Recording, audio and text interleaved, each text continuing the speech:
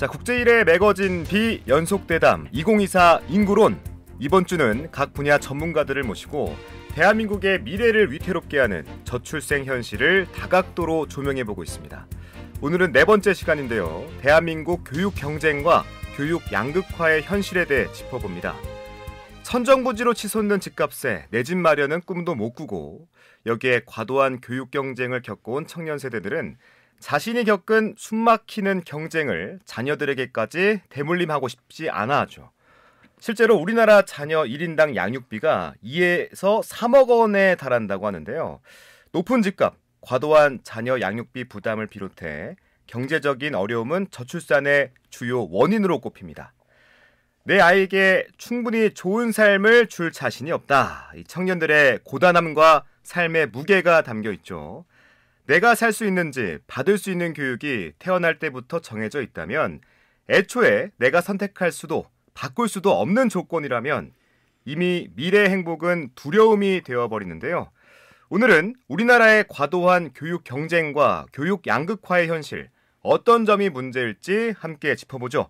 광주과학기술원 기초교육학부 김희삼 교수와 함께합니다. 교수님 안녕하세요. 네, 안녕하세요. 이번 시간은 저출생의 원인 중 하나로 지목되는 이 과도한 교육 경쟁을 주제로 얘기를 나눠볼까 합니다.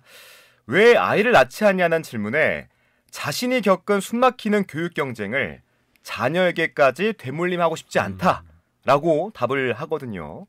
입시 부담, 사교육 부담, 이 교육 격차 등이 이 저출생의 중요한 원인이 된다고 생각하는데 어떻게 생각하십니까?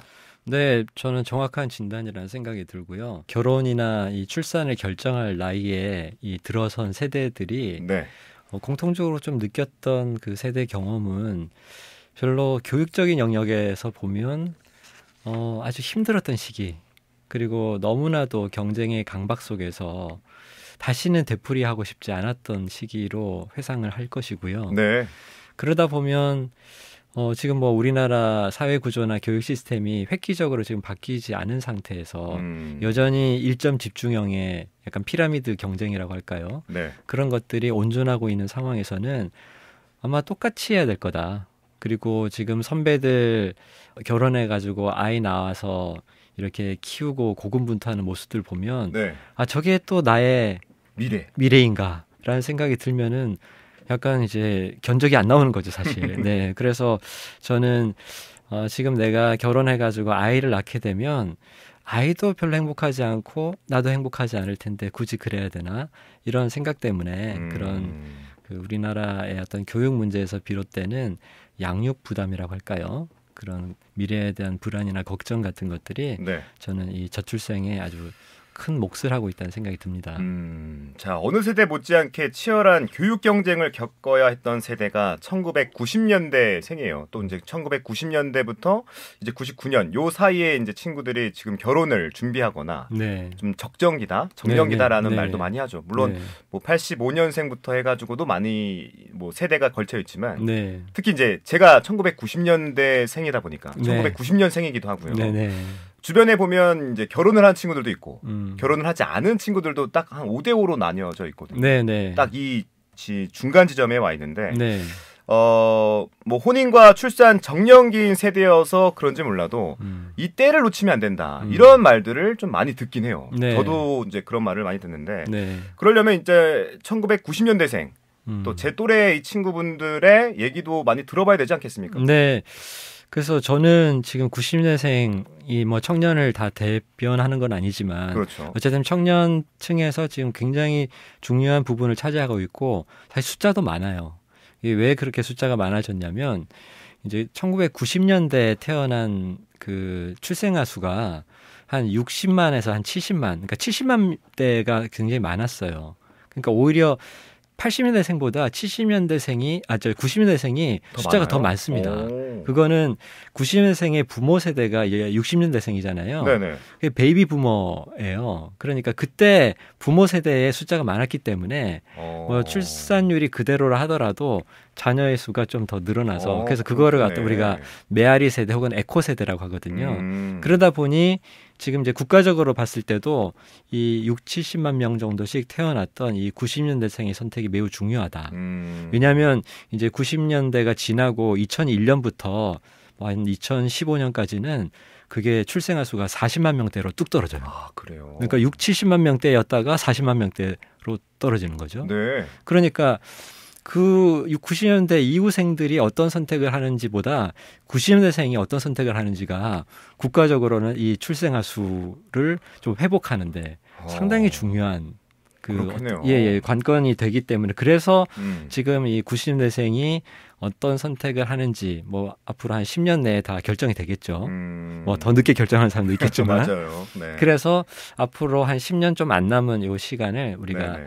어떻게 보면 좀 그 인구 구조에서 충격을 좀 줄이기 위한 골든 타임이라고 이야기를 하는 것이죠. 네, 제가 이제 친구들이랑 얘기할 때 어떤 얘기가 나왔냐면 저희 아버지들, 어머니들을 봤을 때 이미 35 정도 됐으면 저희가 태어나고 막 자라고 있었거든요. 네네. 근데 지금 제가 35살이니까 네. 유성년 나이 말고 그냥 네. 뭐 하면 35살이니까 이때도 저희는 장가와 시집을 안 가고 있는 거예요. 맞아요. 그러니까 이런 거를 봤을 때 굉장히 느리다. 뭐 시대가 그때와 같겠냐 뭐 이런 얘기도 많이 하지만 이런 거에 대한 불안감도 엄습해 올 때가 있긴 합니다. 그렇죠. 주변에 이런 얘기 많이 하지 않나요? 맞습니다. 이게 세대 경험이 되게 다른 게 지금 이제 국제일 아나운서께서는 지금 90년생이시잖아요. 그러니까 90년대를 열었던 이제 첫 세대라고 볼 수가 있는데 저는 60년대생이에요. 69년생이거든요. 그러니까 이제 60년대 마지막이죠. 그렇죠. 그래서 우리가 보통 뭐 X86이라고 하잖아요.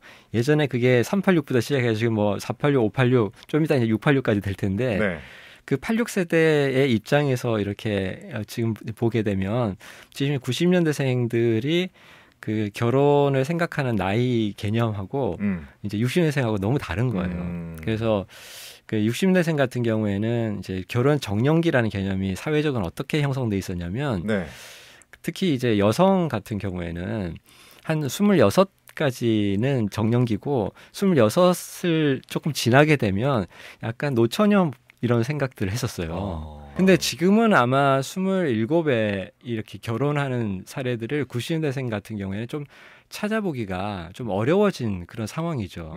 그리고 이제 남자는 더 그 늦춰져 가지고 남성 같은 경우에는 아마 저는 30대 중반 정도 돼야 이제 결혼을 또 많이 할 거다라는 생각까지 지금 들고 있는 상황이니까 지금 결혼의 시기가 늦어지다 보니까 자연스럽게 이제 뭐 아이를 낳는 시기도 늦어지고 그러면 추가 출산도 조금 어려워져요. 그러니까 여러 가지 요인도 있겠지만 그래서 초혼 연령이 이 뒤로 간다라는 것 자체는 이게 만혼 추세는 결국은 만산 혹은 뭐 노산까지 가게 되고요. 그래서 이게 또 어떻게 보면 출산율을 또 떨어뜨리는 하나의 중요한 요인이 되고 있는 거죠. 근데 예전에는 그런 사회적인 어떤 압력인 압박이 있었어요. 명절에 사람들 모이면 너 지금 나이가 언제 가냐 뭐 이런 얘기들을 했는데 요즘 또 그런 얘기도 잘 안 할 뿐더러 하도 주변에서 늦게 가다 보니까 그 일종의 그 출산의 사회적인 동기라고 할까요? 이런 피어 프레셔나 아니면 이제 주변의 압력 그런 부담을 좀 덜 느끼게 된 거죠. 그건 좀 바람직한 어떤 현상이라고도 보는데 그만큼 또 늦어지고 있는 걸 반증하는 거죠. 알겠습니다. 뭐 제가 1990년대생을 모두 대표할 수 없지만 오늘 이제 1990년대생으로서 오늘 교수님께 좀 질문을 드려보겠습니다. 아주 이상적인 구도가 60년대생, 90년대생. 네, 아주 좋아요. 저도 하고 싶은 말이 태어났더니 IMF 외환 위기가 왔고요. 글로벌 금융 위기도 왔고요. 전세가 폭등하고요. 또 코로나19까지 왔어요. 유년 시절부터 이 성인이 되기까지 정말 많은 일들이 있었습니다. 그렇다 보니까 이 불안한 미래 좀 어떻게 좀 피해갈 수 있을까라는 생각도 드는데 1990년대생들에 대한 압박 그다음에 여러 사회적 요인들도 많지 않았나? 이런 질문 좀 드려보고 싶습니다. 네, 충분히 그렇게 생각할 수 있어요. 물론 이제 아마 이 얘기를 더 저보다도 더 나이가 많으신 분들에게 하게 되면 인서가 전쟁. 우리 때는 더 어려웠고 너 전쟁을 겪어봤어? 그다음에 그렇게 얘기할 수도 있겠네요. 그죠. 또 저희 어머니는 이제 돌아가셨지만 1933년생이셨거든요. 일제 시대 태어나셔가지고 저희 어머니도 이제 부산에 계셨거든요. 근데 초등학교 남자 동기들이 다 이렇게 뭐 일종의 총알바지 비슷하게 이렇게 6.25 전쟁에 참전해가지고 다 돌아가셨어요. 그러니까 그런 세대를 우리가 또 감히 또 상상도 못하는 것도 있지만, 근데 저는 지금 90년생이 우리는 좀 어려움을 많이 겪었다라고 하는 거는 이렇게 충분히 납득을 하고 있는 게 이 중요한 고비마다 또 격변이라든지 경제 위기나 이런 것들이 왔어요. 예를 들자면 이제 아나운서님이 이제 90년생이니까 97년 말에 우리 외환위기 왔잖아요. 왔었죠. 그러니까 이게 정말 그 10살도 되기 전에, 그러니까 10살 전후 해가지고 초등학교 초입에 바로 그런 굵직한 어떤 위기가 와가지고 금모으기 운동도 있었고요. 맞습니다. 금모으기 운동도 했고, 그러니까 그때 우리나라 정말 어려웠고 어디로 나라가 갈 것인가. 그리고 그때 실직도 많이 됐잖아요. 정리해고 같은 것도 있었고 기업들도 도산하고. 맞아요. 그래서 저는 그 시기에 유년 시절을 보냈다라는 것은 집안도 좀 불안하고 그런 가정들이 많았기 때문에 어려움을 느꼈을 거라는 생각이 들고, 그 다음에는 또 한 10년 있다가 2008년에 글로벌 금융위기가 오죠. 그게 또 우리나라 같은 경우에는 또 고용시장에 상당한 또 충격을 줬었어요. 그리고 또 겪게 되는 것이 나중에 이제 결혼하려고 봤더니 또 전세가 폭등, 맞아요. 그다음에 집값 폭등 같은 것들이 일어나서 사실 결혼하려면 제일 중요한 게 살 집을 마련해야 되는 건데, 그게 코로나19를 맞이하면서 어찌 보면 그때 뭐 결혼식장 잡기도 어려웠잖아요.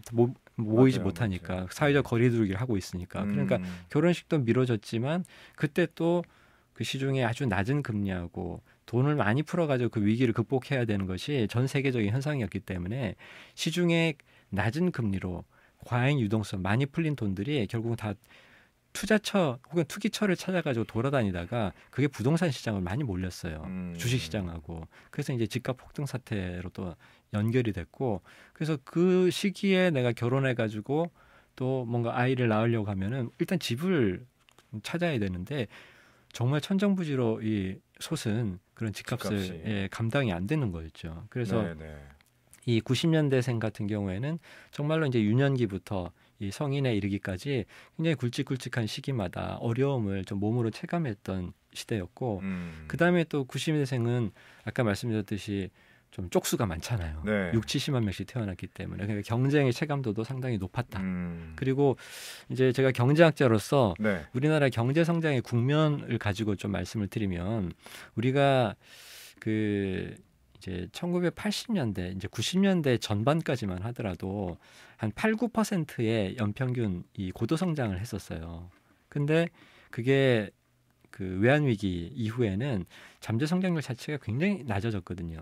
그래서 지금은 보면은 잠재 성장률이 2, 3%도밖에 안 되는 그런 상황으로 떨어졌어요. 그러니까 이제 90년대생 같은 경우에는 이제 뭐 내가 좀 어렵지만은 새로 가정을 꾸려가지고 뭐 지금은 조그만 전세집이라도 나중에는 좀 서서히 넓혀 나가고 나중에 내 집 마련을 할 수 있으려면은 미래의 경제적인 환경이 지금보다 훨씬 개선될 거라는 어떤 낙관적인 전망이 필요하잖아요.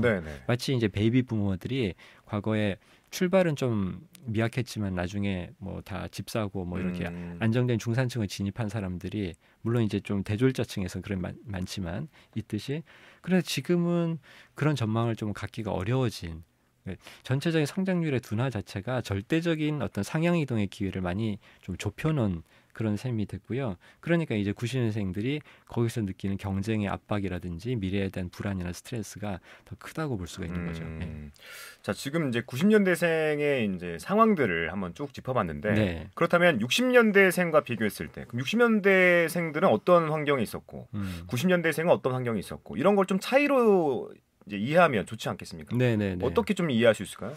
우선은 이제 제가 경제적인 측면에서 말씀드리면은 이제 고도성장기의 60년생들은 살아왔어요. 그러니까 물론 이제 저도 태어났을 때 보면 어렸을 때 이 기억은 지금보다 훨씬 더 우리나라가 좀 못 살았고 물질적으로 궁핍했고, 왜 무슨 뭐 추억의 거리 이런 거 해가지고 옛날에 골동품들 모아놓은 데 그런데 가보면은 제 어린 시절 기억이 새록새록 살아나거든요. 그러니까 응답하라 1988. 제가 이제 88학번이기 때문에 딱 그 시절에 이제 고등학생이었던 셈이에요. 그래서 그게 뭐 어떤 면에서 향수기도 하지만 나름은 이제 결핍도 있었고, 그랬던 시절이지만 그래도 우리나라가 점점점 88 올림픽도 하고 계속 좀 발전하고 성장해 간다라는 그런 생각들을 좀 가질 수는 있었죠. 그러니까 우리나라가 이렇게까지 성장할 수 있었던 그 과정들을 눈으로 다 보셨던 세대잖아요. 그렇습니다. 그게 가령 그 우리가 성장률이 네. 한 8%만 되더라도 그게 경제학자들이 이야기하는 72의 법칙이라는 게 있어요. 72의 법칙? 네. 그러니까 그 경제 성장률을 그게 8이면 8을 72로 8을 나누면 이제 몫이 9가 되잖아요. 네. 그 9가 이야기해 주는 게 이제 실질 소득이 2배 되는데 걸리는 횟수예요. 그러니까 경제 성장률이 8%였던 그 시절에는 이제 9년마다 소득이 2배가 되니까 그럼 27년이면은 사실 8배가 되는 거거든요. 그러니까 27년이 보통 이제 부모하고 자식 간의 어떤 그 간격이라고 볼 수가 있죠. 네. 그러니까 그때 이제 세대 경험은 같은 나이 때 8배 잘 사는 나라에서 살게 된 거라고 볼 수가 있는 거예요. 근데 이제 이게 뭐 성장률이 예를 들어서 2%대로 낮아진다라고 하면은 소득이 2배가 되는데 이제 36년이나 걸린다는 그렇지. 거거든요. 네. 그러니까 사회가 상당히 성장이 느리게 가고 좀 이게 뭐 나아지는 느낌이 별로 안 들어. 뭐 이렇게 좀 생각이 드는 상황이 되는 거죠. 네. 그래서 이제 세대 경험 면에서는 좀 그렇게 다르고 그다음에 가장 또 큰 어떤 차이점이 있다라면 사실 교육 부분일 텐데요. 60년대생 같은 경우에는 대학 진학률이 한 30% 정도밖에 안 됐어요. 그래서 지금과 많이 다르네요. 지금은 너무 많이 다르죠. 60에서 70%가 대학을 가는 걸로 알고 맞습니다. 있는데. 그러니까 이제 그 제가 고등학교 다닐 때 네. 그때 이제 대학 가는 친구들 보면 그러니까 뭐 한 10명 중에 한 3명 정도 대학 갔다라고 생각하면 되죠. 인문계 고등학교임에도 불구하고. 뭐 나중에 이제 전문대 조금 더 하면 약간 늘어날 수는 있겠지만 네. 그리고 또 그 당시에는 이 우리가 지금 특성화고라 부르는 실업계 고등학교도 더 많이 진학을 했었거든요. 공고, 상고, 뭐 농고 뭐 이렇게 가기도 하고 그리고 대학 숫자 자체가 그렇게 많지 않아 가지고 대학 가기가 좀 어려웠던 측면도 있어요. 네. 이제 그러다가 1990년대 중반, 그러니까 1996년부터 대학 설립 준칙주의라는 게 도입돼 가지고 그때부터는 이제 4대 준칙만 만족시키면 꼭 설립 인가를 받지 않아도 거의 저 준칙만 지켰을 때는 허가 대신에 그냥 그 이제 설립 인가를 받을 수 있는 그러니까 대학 설립이 쉬워진 거죠. 그러니까 뭐 의대나 교사대 같이 특수적인 그런 학과나 아니면 수도권 정원교재 묶여 있는 데 말고는 지방 중심을 해가지고 사립대가 엄청 많이 늘어났거든요. 네. 신설 사립대들이 이제 그렇게 해서 이제 우리가 고등교육에 있어서도 교육적인 팽창이 일어나가지고 그게 이제 2007년 8년 정도 되면 이제는 뭐 인문계 고등학교는 이제 10명 중에 9명이 대학을 가고 심지어는 이제 직업계 고등학교도 이제 10명 중에 7명이 대학을 가는 그런 시대가 됐고요. 네. 지금은 이제 직업계고가 이제 다시 대학 진학률 자체가 조금은 낮아져 가지고 이제 10명 중에 한 4-5명 정도 가기 때문에 그래도 전체적으로 보면은 한 10명 중에 한 7명 정도는 우리 대학을 가는 그런 상황이 되어버린 거죠. 네. 그래서 그게 뭘 의미하느냐라고 했을 때는 60년대생 같은 경우에는 그 당시에 대학을 간 사람들은 상당히 노동시장에서 안정적인 지위를 누리고 그다음에 이제 우리 사회가 또 뭘 경험하냐면 60년대 대학을 갔던 사람들이 본격적으로 노동시장에 나와가지고 이제 그 경력 상승을 하고 있던 요 시기 그게 대충 이제 90년대 중반 그 이후라고 또 볼 수도 있겠죠. 그래서 그 시기가 우리나라에서 이제 미국의 80년대에 일어났던 그 숙련 편향적인 기술 진보라고 해가지고 일종의 IT 혁명 같은 게 우리나라에도 본격적으로 경제와 산업 부문에 들어오기 시작했어요. 그러니까 컴퓨터가 각 일터마다 다 들어오게 되고 자동화되고 전산화되고 다 그런 변화를 겪었던 거죠. 네. 그러니까 사실 뭐 고졸 은행원, 텔러 이런 직업들이 많이 사라지고 다 ATM으로 많이 바뀌지 않습니까? 그렇죠, 그렇죠. 그리고 이제 대졸 전문직들의 어떤 그 임금 프리미엄이 높아진 시기라고 볼 수가 있어요. 그러니까 아까 제가 말씀드렸던 그 86세대의 세대적인 특징이 뭐냐면 60년대 태어나가지고 80년대 학번이라는 건데 80년대 학번이라는 것은 60년대생으로서 대학에 갔다는 거잖아요. 그렇죠. 그러니까 그때 그 시절에 어떤 노동시장에서 얻을 수 있었던 그 임금 프리미엄을 사실 60년대생으로서 대학을 갔던 계층에서 향유를 한 거죠. 그리고 그들의 자녀 세대인 90년대생은 이제는 누구나 대학을 보내지 않으면 안 되는 사회가 된 거잖아요. 네. 뭐 안 갔을 땐 사회적인 낙인 효과도 있고 그다음에 내가 대학을 안 갔는데 부모 입장에서 보니까 내 고등학교 동기 대학을 갔더니 나하고 지금 사는 게 비교가 안 돼. 그래서 물론 이제 대학 간 사람들이 다 뭐 성공한 것도 아니고 대학을 안 간 사람들 중에 성공한 케이스들이 있지만 평균적으로 보면 그렇다라는 거죠. 이제 그래서 정말 이제 계층을 초월한 교육열 그게 이제 90년대생 자녀들을 교육 경쟁으로 더 몰아넣는 그런 어떤 부모들의 강력한 동기가 됐고요. 그리고 이제 90년대생 같은 경우에는 그 모두 다 이제 대학을 가야 된다는 그런 강박하에서 더 이제 교육 경쟁을 몸으로 느끼게 됐고, 그러나 대학 졸업장을 가지고 노동시장에 나와 보면 그들 부모 세대들 대졸자가 가질 수 있었던 임금 프리미엄은 누리기가 어려워진 그런 상황이 되어버린 거죠. 이런 상황 또 이런 사회적 분위기 속에서 나왔던 단어가 이제 흑수저, 금수저 이런 이제 수저론이 나오기 시작했거든요. 이 수저 계급론도 이때부터 등장했다라고 생각하면 되겠죠? 맞습니다. 그게 수저 계급론, 수저 계급이라는 말이 처음 등장한 게 이제 인터넷 커뮤니티 이에요. 뭐 DC 갤러리 뭐 이런 거 중심으로 해가지고 그렇죠. 나왔던 걸 기억하는데요. 그게 아마 이제 아나운서님도 기억하시겠지만 2015년 경에 나왔었고요. 그래서 이제 신조어로서 이제 언론에도 막 그 보도가 되고 그랬었던데, 원래 이제 그 수저 계급론에서 이제 영어에도 표현은 있어요. 그러니까 실버 스푼이라고 해가지고 이제 날 때부터 부잣집에 태어난 사람을 은수저, 실버 스푼을 입에 물고 나온다라는 그런 표현이 있지 않습니까? 네. 근데 우리는 거기서 더 나가가지고 더 촘촘하게 분류하기 시작한 거죠. 그래서 금수저, 은수저, 동수저, 흑수저까지. 예, 위에는 또 다이아몬드 수저까지. 그렇게 해가지고 거기에 소득, 자산, 문화, 등등 해가지고 휴가를 또 어디로 가는지 이런 것까지 다 나눠놨고요. 그래서 그런 것들을 이제 인터넷에서 이렇게 많이 유포가 되는 거를 보면서 아마 그거를 이제 주도적으로 또 수용하고 또 유포하고 했던 세대들이 그 당시에 이제 20대 초였던 아마 90년대생이 아닐까라는 생각이 들거든요. 네. 그래서 그런 90년대생들에게서 이제 수저계급론이 상당히 심정적으로 좀 수용되기 시작했고요.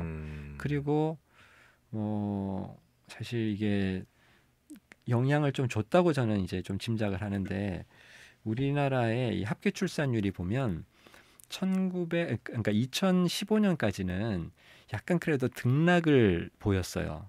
올라갔다 내렸다 왔다 갔다 했습니다. 근데 이게 2016년부터는 한 방향으로 뚝뚝뚝 떨어져요. 지금까지 계속 한 방향으로 떨어져 왔어요. 그래서 도대체 2015년에 무슨 일이 있었길래 2016년부터 이렇게 한 방향으로만 다 떨어지냐. 이게 모든 계층에서 다 나타나고 있고 모든 지역에서 다 공통적으로 보여주는 현상이거든요. 그래서 그러면 2015년에 있었던 일들을 생각해 보자라고 했더니 하나가 이제 수저계급론의 등장이었고, 물론 이제 2014년 4월에는 세월호 참사가 있었고요. 그렇죠. 이제 그런 것들도 사실 우리 사회에서 아이를 낳아서 키운다라는 것이 상당히 또 위험 사회에 대한 인식 같은 것들도 한번 부정적인 영향이 있었을 테지만, 또 하나 다른 걸 찾아보면은 2015년 이후에 그 청년들의 이 지방 탈출, 그러니까 수도권 서울로의 순유입이 굉장히 크게 증가를 하기 시작했어요. 이제 그렇게 되면 그 인구 과밀 지역은 출산율이 낮습니다. 네. 이거는 쥐를 가지고 실험을 해봐도 쥐를 밀도를 굉장히 밀집 지역에다가 이렇게 쥐를 이렇게 두면은 얘들이 새끼를 덜 낳거든요. 인간도 마찬가지예요. 그래서 보면 대도시, 특히 사람들이 밀집한 지역은 사람들이 경쟁 강박도 크게 느낄 뿐더러 일단 주거 비용이 크겠죠. 그렇죠. 생활비도 많이 들고. 그러면 거기서 생존 본능 같은 것들이 더 많이 생길 수가 있고요. 그래서 아이를 낳아가지고 가정을 꾸리겠다라는 생각보다 일단 여기서 살아남아있다는 생각, 그 다음에 또 많이 모이다 보면 그 안에서 그냥 또 재밌는 것이 있는 거예요. 네, 그러니까 다른 대안적인 어떤 삶의 방식을 추구하게 되지, 전통적으로 아이를 낳아서 가정을 이루고 이렇게 재생산을 하는 그런 방식들에 대해서는 확실히 그게 가능하려면 아까 말씀드린 좀 집값도 좀 감당해야 할 수 있어야 되는데 그런 여러 부분에서 힘들어지는 거죠. 맞습니다. 네. 또 이 서울 강남 출신과 또 비강남 출신이라는 신분, 또 금수저, 흑수저라는 용어가 상징하듯이 부모의 능력이 이 자녀의 미래를 결정하는 세습 사회가 됐는데 아까 뭐 교수님께서 말씀하신 것처럼 고학력 부모는 학벌 대물림을 하기 위해서 또 그렇지 못한 부모는 자녀들에게 사회적 지위를 높여주기 위해서 이 교육에 이제 많은 힘을 쏟고 있죠. 이러다 보니까 사교육 참여율이 굉장히 높아졌는데 이 부분에 대해서는 어떻게 좀 해석해야 될까요? 그냥 있는 그대로 받아들이는 게 맞습니까? 그렇죠. 사실 이제 우리나라 이 사교육 문제는 저도 사교육 문제를 오랫동안 실증 연구도 해왔고 어떻게 이 사교육 문제를 좀 해결할 수 있을까 고민들을 해왔었는데요. 근데 이런 연구자들의 고민이라든지 바람과는 또 다르게 네. 우리나라 사교육비 규모 자체는 점점 커지고 있어요. 특히 코로나19 이후에 이제 최근까지 보면 작년에 이제 사교육비 통계를 봤을 때는 그게 우리가 전체적인 사교육을 다 잡아낸 거라고 보기 어려움에도 불구하고 27.1조 2023년 우리나라 사교육비 총액이 네. 이거는 GDP 대비로도 봤을 때 전 세계에서 찾아보기 어려운 그런 숫자 압도적인 1위입니까? 압도적인 1위입니다. 네. 네. 그리고요. 또 사교육 그 참여율 자체도 이제 초중고에서 평균으로 보면은 이제 70%를 넘거든요. 그러니까 10명 중에 한 7명은 그냥 그 학원을 다닌다라고 생각을 해야 되는 거고요. 그다음에 또 여기서 이제 학생 수가 이제 사실 줄어들고 있잖아요. 네. 그러니까 저출산 역량 때문에 사실 그러면 전체적으로 사교육비 총액 자체도 좀 낮아져야 되는데 오히려 사교육비 총액이 늘어난다라는 것은 1인당 사교육비는 더 커지고 있다라는 그런 뜻이죠. 네. 그래서 물가 상승률을 초과하는 사교육비 상승률이라는 것이 있는 거고요. 그다음에 우리나라 이제 사교육의 또 특징 중에 하나가 이게 보완 사교육이 아니라 강화 사교육이라는 거예요. 이게 무슨 말이냐면 이제 사교육이 있는 나라들에서도 사교육의 목적이 뭐냐라고 했을 때 이제 학교 수업을 좀 따라가기 어려운 아이들이 사교육을 통해서 보충을 하는 그러니까 보완적인 성격이 상당히 강한 데에 비해서 우리나라처럼 교육 경쟁이 심하고 특히 다 명문대 보내려고 하는 아까 1점 집중형 교육 경쟁이라고 했잖아요. 네네. 이제 그러다 보면 공부를 잘하는 아이들 그러니까 명문대 사정관 안에 들어왔다고 생각되는 아이들이 훨씬 더 고액의 사교육을 더 많이 받는 거예요. 그러니까 강화 사교육이죠. 그게 또 어떻게 사교육 수요를 부추기냐면 공부 잘하는 애들이 지금 사교육을 더 많이 받고 있잖아요. 그러면 그냥 평범한 부모 입장에서 보면은 쟤는 저렇게 사교육을 받아가지고 공부를 잘하는구나라고 일종의 착시 효과까지도 존재하는 거예요. 네. 그러니까 우리 애도 사교육을 시켜야 되겠다라는 거죠. 그래서 이제 사교육이 정말 전면화되는 건데요. 사실 사교육의 효과를 보게 되면 그냥 아까 말씀드린 착시 효과 때문에 실제 사교육의 진정한 효과보다는 사람들이 사교육의 효과를 더 과대평가할 가능성이 있어요. 그리고 그 생존자 편향이라고 하는 게 있는데 왜 입시 끝나면 이제 학원에서 우리 학원을 다녔던 애들 중에 명문대 진학한 애들 다 명단 걸어놓고 광고하잖아요. 네네. 근데 그 학원을 다녀가지고 이제 입시에 실패한 아이들 명단은 공개하지 않죠. 그러니까 생존자들만 살아남은 사람들만 이렇게 광고를 하니까 저렇게 해야 되는구나라도 사람들이 착각하게 되는 거예요. 그렇겠네요. 네네. 그래서 그게 이제 사교육에 대한 수요를 또 늘려주는 측면도 있고 물론 이제 공교육이 사교육만큼 입시 경쟁력이 좀 충분하지 못하다라고 하는 그런 교육 수요자들의 인식도 사교육 수요에 한 몫을 하겠지만 근데 이제 아까 말씀하셨듯이 이제 그 좀 고학력 부모나 아니면 좀 집에 소득이 좀 높은 사람들 같은 경우에 아이들 사교육에 더 열을 올린 경우가 많이 있거든요. 네. 그래서 우리나라 이제 사교육도 가장 또 많이 하는 데가 지금 대치동 이런데 이제 강남에도 보면은 이게 태남 태북으로 이렇게 맞아요. 좀 나눠가지고 하잖아요. 네. 그래서 이제 태남 쪽에 사람들은 사실 자산가라기보다는 이제 그냥 고소득 전문직이에요. 그러니까 부모들이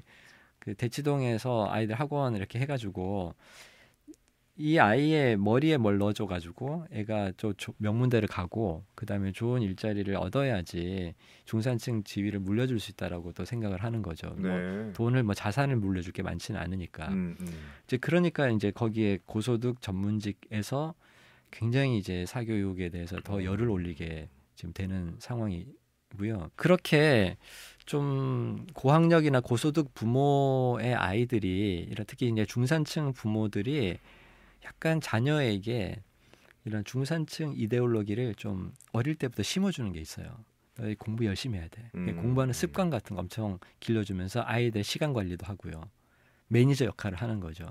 이제 그러면 아이들은 그렇게 해야 되는 줄 알고 또 바깥의 경쟁도 심하니까 또 이렇게 하면 성적이 나오니까 해서 일단 거기에 순응하면서 그걸 따라가요. 그 스케줄을. 자, 그렇게 되면 네. 그 고소득 그다음에 고학력 부모를 둔 아이들의 공부 시간이 더 길어요. 그렇겠죠. 예. 그러면 그 아이들은 어떤 생각을 하냐면 내가 공부도 더 많이 했잖아. 그러니까 우리가 좋은 대학 가야 되는 거 아니야?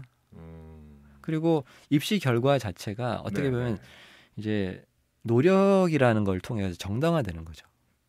그리고 그렇게 해서 중산층 이상의 지위가 세습이 된다라고 하면 그것은 교육이라는 경로를 통해서 이어졌기 때문에 상당한 정당화 이데올로기가 생기는 거예요. 그리고 저는 이제 교육 경쟁이 치열하고 그리고 실제로 약간 의식화되고 좀 학습된 어떤 그 습관을 갖고 있는 아이들에게서 그런 공부에 대한 열정이라든지 또 부모의 교육적인 관여도 좀 아주 강하고 그런 아이들에게서 또 많이 발견되는 게 어떻게 보면은 공정에 대한 인식이에요. 공정에 대한 인식. 예. 그래서 균형 선발 같은 거 굉장히 안 좋아해요.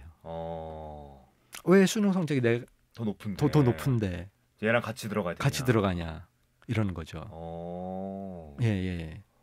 그러니까 이제 그 아이는 나도 뭐 게임 하고 싶은데 나 학원 숙제하면서 나 공부한 거야라고 딱 이야기를 할 수가 있는 거거든요. 네, 그러니까 이제 어떻게 보면 또 그 90년대생들에게서도 드러난 어떤 교육 환경적인 특징이 뭐냐면 수시 비중이 되게 높아졌어요. 그러니까 이제 2002년만 하더라도 이제 수시와 정시의 비율이 정시가 훨씬 많았거든요. 그래서 수시는 그때 30%밖에 안 됐어요. 그러니까 정시가 70%고. 근데 지금은 그게 완전히 역전돼가지고 2024년 같은 경우에도 수시가 80%, 정시가 20%거든요. 정시로 갈 수 있는 그 합격 문턱이 굉장히 높아졌네요. 맞아요. 그러니까 이제 수능 엄청 잘 보지 않으면 사실 특히 다 선호하는 그런 뭐 학과나 아니면 그런 명문대 가기가 좀 상당히 어려워진 거죠. 그러니까 이제 다들 수시 위주의 전략을 처음에 짜죠. 그러면 그게 뭘 의미하냐면 학교에서의 정말로 극한 경쟁이에요. 그래서 중간고사, 기말고사 한번 망치면 안 된다라는 생각을 하고 있고 엄청나게 서로 견제를 하게 되죠. 그리고 무슨 학교에서 이렇게 스펙을 만들 수 있는 활동 같은 거에 대해서도 상당한 신경전과 또 공정에 대한 인식 같은 것이 날이 서 있는 그런 상황으로 가는 거죠. 근데 학교라는 공간이 이런 뭐 전쟁터 느낌이 아니라 이렇게 뭔가 성인으로 갈 수 있는 교두보 역할도 했고 또 친구들과의 관계도 배우는 그런 장소잖아요. 맞아요. 근데 이렇게 전쟁터화 된다는 거는 좀 사회적으로 문제가 되지 않겠습니까? 엄청 문제가 되죠. 그래서 우리가 이제 사람이 가질 수 있는 자본에는 뭐 경제 자본도 있고 인적 자본도 있지만 사회 자본이라는 것도 있거든요. 사회 자본은 사람들 간의 신뢰나 협력, 뭐 연대 의식, 뭐 이런 것들이 다 사회 자본인데 학교는 이렇게 단체 생활을 하고 그 다음에 이제 교육적으로 다루는 컨텐츠들이 뭔가 이렇게 서로 믿고 협력하고 뭐 이러라고 하는 것들을 많이 배우니까 어떻게 보면 학교 생활을 통해 가지고 사회 자본이 더 형성돼야 된다라는 생각을 할 수 있을 텐데 오히려 이렇게 서로 견제하고 경쟁을 하다 보면 학교에서 사회자본이 훼손되는 상황도 생길 수가 있는 거예요. 그러니까 그 제가 2017년에 한국, 중국, 일본, 미국 4개국 대학생들 각 1,000명씩 해가지고 총 4,000명 대상으로 설문조사를 했었거든요. 어떤 질문을 던졌습니까? 그 여러 가지 질문했는데 그 중에 질문 하나가 기와의 나라에서 고등학교는 다음 중 어느 이미지에 가장 가깝습니까? 라는 거였어요. 제가 이제 객관식 보기를 줬거든요. 1번 함께하는 공동체, 2번 거래하는 시장, 이제 교육 서비스가 거래되는 시장이라는 거죠. 네. 3번 사활을 건 전장. 전쟁터란 뜻이네요. 전쟁. 예. 자, 이 세 가지 보기를 줬더니 네. 한국 대학생의 80.8%가 뭘 골랐을까요? 3번이죠. 아, 예, 너무 안타까워요. 저는 깜짝 놀랐어요. 3번이 좀 높게 나올 거라 생각했는데 이렇게 80% 넘게 이 사활을 건 전쟁터라고 고등학교를 생각할 줄 대학생들이 그러니까 자기의 어떤 고등학교 시절 생각하는 거죠. 그런데 이 80.8%라는 응답은 다른 어느 나라에서도 찾아볼 수가 없었다라는 거예요. 우리나라만. 매우 속상합니다. 네, 그죠. 그러니까 근데 이제 이런 이미지가 굉장히 강했던 중고등학교를 보냈던 것 같기도 해요. 저 역시도. 대학만 가면 된다. 일단은 앉아서 공부해라. 그리고 뭐 우열반을 나눠서 뭐 상위 몇 등이 드는 친구들은 더 좋은 교육을 받겠고 심지어 학교에서 나머지 친구들은 그냥 야간 자율학습을 시키기도 했고 심지어 제가 있던 반에서는 등수별로 앉았어요. 그래서 내 친구가 몇 등인지 얘가 나보다 공부를 잘하는 아이인지 못하는 아이인지도 알 수 있었거든요. 그런 환경에서 자라다 보니까 그런 환경에서 공부하다 보니까 이런 말씀하신 전장의 느낌이 제 머릿속에도 좀 강하게 박혀 있는 것 같긴 합니다. 네, 그래요. 근데 그렇게 되면 정말 이제 우리가 교육에서 뭘 배워야 되는가, 그러니까 학교란 무엇인가라는 생각을 하게 되는 거거든요. 네네. 그러니까 어쩌면은 그럴 거면 학교에 다니지 말고 차라리 학원을 다니는 게 낫지 않냐라는 생각도 할 수가 있는 것이고요. 그러니까 실제로 보면 이제 내신에 별 도움이 될 것 같지 않으면 학교를 자퇴하는 경우도 많이 검정고시생들이 그렇죠. 많이 늘었다면서요. 그렇죠. 예, 그렇습니다. 그리고 저는 이제 이렇게 교육이 정말로 이제 전쟁터가 만약에 됐을 때 이제 여기서 또 이 생기는 여러 가지 또 반사 작용들이 있는 거잖아요. 그러면 학교에서 이런 경쟁들을 갖다가 너무 몸으로 체득한 아이들 같은 경우에는 그 이후에 내가 아이를 낳아가지고 키운다라고 했을 때 애도 이런 경험을 하게 만드는 거 아니냐. 그렇죠. 라고 자기도 트라우마처럼 생각하고 있는데. 그렇죠. 지금 90년대생들이 딱 그렇게 느끼고 있거든요. 그러니까 이거는 진짜 이 땅에서는 아이를 낳아서 안 되겠다라고 하는 생각들을 또 은연중에 하게 만들었다는 거죠. 그래서 나온 단어가 또 뭐 헬조선. 뭐 이런 단어들도 되게 부정적인 우리나라 모습을 보여주는 예시인 거죠. 네. 그러니까 그게 뭐 기성세대들은 과장되어 있다. 우리나라 이렇게 잘 살게 되고 선진국에 들어갔는데 무슨 헬조선이냐라고 이야기를 하겠지만 실제로 그 기성세대들은 아마 지금 90년대생이 보냈던 유년기하고는 전혀 다른 유년기를 아마 생각 없이 놀았을 거예요. 뭐 집안 일을 거들거나 뭐 좀 어려운 시절을 겪었을 수는 있겠지만 적어도 교육에서 그 정도의 압박은 못 느꼈을 거라는 생각이 듭니다. 맞습니다.